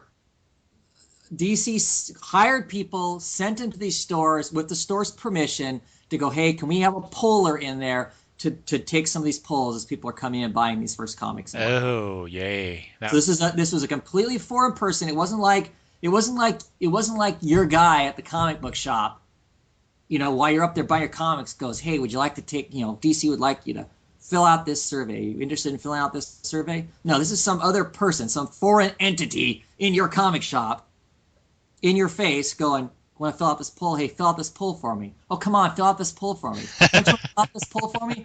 Come on, it'll only take a few seconds. Fill out this poll for me. Aren't you a fan of comics? Why wouldn't you want to fill out this poll for me? Yeah. Yeah, that would suck. Yeah. So I don't know. Yeah, I don't know. That whole I think people are making a little more of it than what it's worth. I mean, there are some numbers in there, if you want to take them seriously, are concerning. The fact is that you don't got a lot of young viewers and whatnot. And you don't got new readers. That's what it was supposed to do. Was supposed to bring about new readers. But I don't think new readers would take the poll. No. And and then the numbers of respondents is telling too. I realize you have to for any kind of data collection you have to consider who is responding, right? And then base your conclusions on that. So like we were talking about earlier, so 20,000 issues. Is considered cancellation time for a book, right? Yep. So at least 20,000 people, or 20,000 people have to be, or people buy multiple copies, but let's just assume Right. that it's one per. So 20,000 people are buying a comic to keep it afloat, but only 6,000 people responded to this survey. Right. Oh, a little over 6,000 people.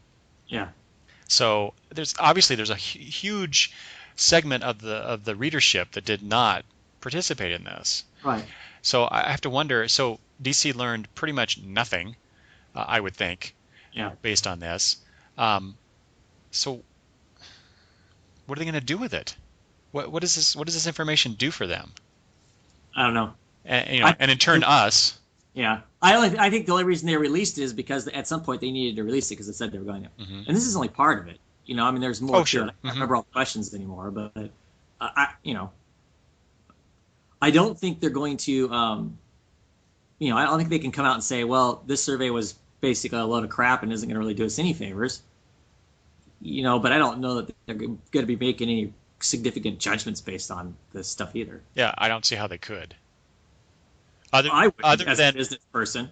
Other than perhaps the whole digital thing, like either they decide that they're gonna streamline their digital releases, or they're gonna change that whole segment of their market in some way. I don't know. The rest of it just seems like a waste of information. But then again, you're right. We're probably just getting like some of the highlights, and they have much more information at their fingertips based on those respondents. Sure. So, but it is interesting to note too, in this article that I'm looking at. This is I just did a quick Google search, and this is from the first one that came up was the Mary Sue, a guide to girl geek culture at the marysue.com. This is where I'm getting I'm reading this stuff from. Mm-hmm. I've never been here before, but here it is. They do make note in this article that DC introduced the survey after only the first month of the relaunch, which means we only had one issue to go on. So it seems to me either they should have waited at least 3 months, if not maybe 6, mm-hmm. or maybe they should do a follow-up survey after the 6-month mark to maybe get more to have the respondents have a little bit more to go on. Right. And maybe spend at least a few months promoting the heck out of the survey to get more people to fill it out. Yeah. So anyway, anything else you want to talk about regarding that? No, just that it was there, and it was one of those things that was bouncing around the comic book blogosphere. Yeah, I'm actually glad you brought that. I did think about bringing that in, but I wasn't sure what really to talk about, but apparently we could talk about anything, Travis. Sure. All right. Well, that's it for the Breaking Late News edition of the Longbox Review. Travis, any final thoughts? No, I guess not. Other than at some point we'll have to talk Animal Man. Okay, we will do that. Actually, I've been meaning to do. I wanted to do a 6-month look at the New 52. Sure. I talked about that a couple episodes ago. Yeah. But we should definitely do that. We haven't got around to it. But also, Travis, within the next month, I want to do an episode where we talk about the Emerald City Comic Con that we're going to be going to. Yeah. That's going to be exciting. Yep. Well, it's always exciting to go to a con because you never know what's going to happen. But there's just so much stuff going on, and I had a great time last year in my shopping because I got a lot of books that I had on my wish list. So I can't wait to go back and do that. And I know we were both of us were really disappointed in DC's con participation. Yeah. But that's Flashpoint. Yeah. Flashpoint. But they had the New 52 initiative that they couldn't talk about yet. So right. So maybe this year we'll have a little bit more give and take with DC. Well, we should. We're 7 or 8 months in, so into the New 52. So we should be able to talk about that in some sense. Mm-hmm. I hope. Yeah. I haven't gone back to look to see really who's going to be there that might be part of the whole 52 or who DC's bringing as far as if any managers are going to show up again this year or we're going to get pushed to the side or whatever. Yeah. But. Yeah. Well, like I said, we're going to talk about that within the next month. Yep. And then, of course, we'll have to come back and do a post-con Yep. episode, talk about all the news and interesting things that happened. All right, with that, I think we're done, Travis. Cool. Please remember, everyone, if you like the show, let us know. You can email me at longboxreview@gmail.com. Also, leave feedback at the website, longboxreview.wordpress.com, or any of those other places that I mentioned earlier in the show, iTunes, or the other podcast network places. That'd be great. You can contact Travis via Twitter at _Gaunt_man. And he also has his site where you can leave some feedback as well. And he has his own video podcast about comics that he does. And you can find that stuff at Oddfellows Thoughts at WordPress.com. Yep. Yep. Okay. That's it. Thanks, everybody. Thank you, Travis. We'll talk very soon. Bye. Thanks for listening.